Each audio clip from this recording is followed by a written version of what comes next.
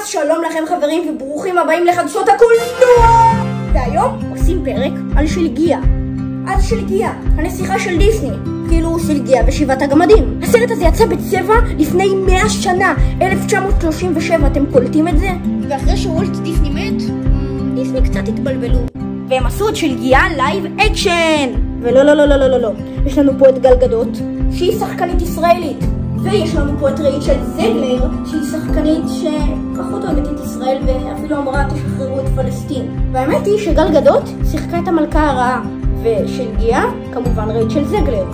ואני לא יודע אם התסריטאים כיוונו את זה בכוונה או שזה סתם צירוף מקרים, כי אני חייב להגיד, זה היה ליהוק די טוב לפי הפנים. רייצ'ל זגלר עם קרה וגל גדות בתור המלכה הרעה, האמת היא זה די יפה לה. אבל זה באמת מעניין אותי לדעת אם זה בקשר לפוליטיקה. אז כמובן שהכל התחיל בממלכה של אבא שלה, ובעצם אמא שלה מתה ואחר כך החליפה אותה המלכה הרעה. בסיפור אבא שלה ואמא שלה שלטו בצורה הוגנת על הממלכה וממש היו נחמדים לעם, אבל משום מה הטירה הייתה נראית ממש יפהפייה ועשירה, אבל התושבים היו נראים ממש מלוכלכים ועניים. ואני חייב להגיד שהסרט הזה היה ממש נראה טוב, ובאמת אין על דיסני, פשוט יפהפה. והיה את הגמדים שלדעתי זה בסדר שלא הבינו אנשים רגילים נמוכים, כי לדעתי הם דומים יותר ליצורים מאשר גמדים נמוכים. היה את הנסיך שהוא כזה בסדר, והאמת בסוף המלכה הרעה הובסה בכלל לא כמו בסרט המקורי, והמראה אמרה שהיא שלגיה היפה מכל, וזה היה טיפה חשוד, כאילו הפכו את השחקנית לאפר, אשכרה סרט לילדים.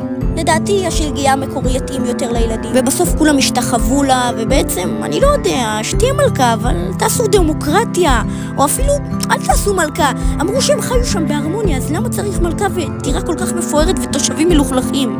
ואני בכלל לא יודעת אם גל גדות, השחקנית הישראלית שיודעת עברית, תדובב בעברית את המלכה הרעה. ובטריילר בכלל שמעתי שחקנית אחרת, כאילו היה לה קול של מסעית. אבל מהר מאוד נרגעתי, כי בסרט שמעתי את גל גדות מדברת. כי גל גדות היא לא סתם שחקנית ישראלית, היא שיחקה בסרטים מטורפים בכל העולם והיא פשוט מנוסה. אז הנה קטע אחד קטן של שיר מדובב שגל גדות בעצמה דובבה את זה בעברית. תהנו.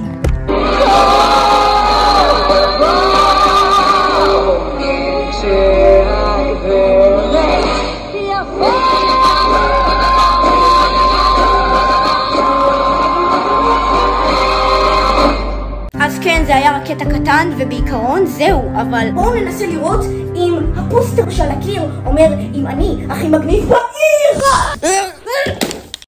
יאללה ביי.